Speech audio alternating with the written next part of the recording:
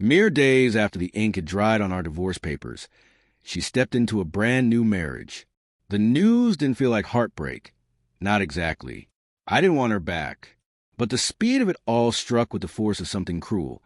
Like a door slammed shut on a life I was still catching my breath from. She didn't waste a moment hiding her happiness either. Her social media lit up like a spotlight aimed squarely at my peace. There she was, radiant in every photo, hand in hand with her new husband. Captions declaring things like, "Finally, I've found the love I was always meant for."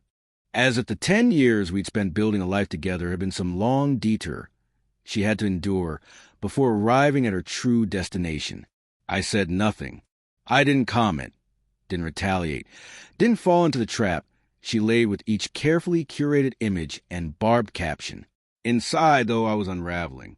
A tangle of pain, disbelief, and a strange, aching curiosity. How could she erase an entire decade like it was nothing? She made sure the updates found me. Mutual friends suddenly resharing her posts more often. Little digs disguised as joy. Each bouquet he bought her. Each breakfast he cooked. Every night out turned into a stage for her that performed the role of a woman finally loved. This is how a real man treats a woman. She'd write, knowing I would see it. Still, I held my silence. Then, out of nowhere, her sister messaged me. We hadn't spoken since the divorce. Her words were brief, unsettled. "Hey, I know it's not my business, but could we talk briefly?" I replied with one word. "Sure." When she called, her voice trembled under the weight of something unspoken. There was a long pause before she finally said, "I'm sorry for everything and for what's about to happen." She didn't explain further, but her warning lodged itself in my chest like a splinter. The very next day, cracks began forming in the flawless fairy tale my ex had spent weeks polishing.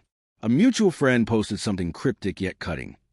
Some people lie to the world so long, they forget who they are. Then came the silence.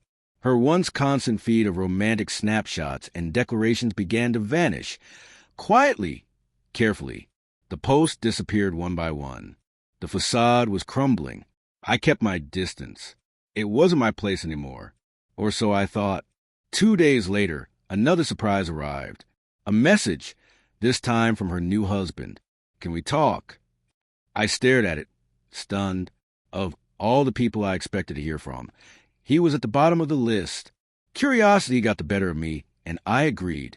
His voice on the call was low, strained. He sounded like a man exhausted by truth. I didn't see who she really was, not until it was too late, he admitted. He told me how he'd found messages, intimate ones, between her and another man. Messages that had begun before our marriage ended. Apparently, the perfect husband was never the prize. He was just another stepping stone in the narrative she needed to tell. A symbol, a prop. He described how she had showered him with affection, rushed to vows, made grand gestures, all things meant to be seen, not felt. Every kind act was broadcasted, every romantic moment staged. It was less about love, more about applause. She never really cared about me, he confessed. She just needed me to prove something to herself, to others. But the moment the cameras were off, she turned cold, controlling. I couldn't breathe. I thought I might feel vindicated, hearing all of this. But there was no satisfaction, no smug sense of justice. Only a quiet ache of recognition. I knew that pain. So I told him the truth as gently as I could. If she makes you feel like nothing you do is ever enough, that's not your failure. That's hers. Don't spend yourself trying to fill a void she refuses to acknowledge. By the end of the week, he had filed for an annulment. Their marriage didn't even last 30 days. Then came the silence. Not just from him, but from her, too.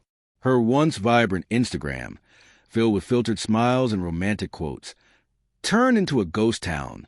No updates, no explanations, just absence. And then, finally, a text from her, the first since we parted ways. I ruined everything. I stared at the screen for a long time, but I didn't reply. There was nothing left to say. I had spent a decade trying to fix what she refused to admit was broken. I wasn't about to spend another moment explaining what she already knew in her bones. That night, I poured myself a drink and sat out on my balcony. The sky melted into amber and violet, and for the first time in years, my chest felt light. Not hollow, free.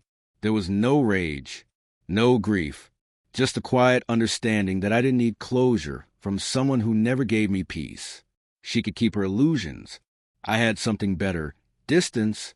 And sometimes that's the greatest victory, walking away without looking back, while the fire behind you burns itself out.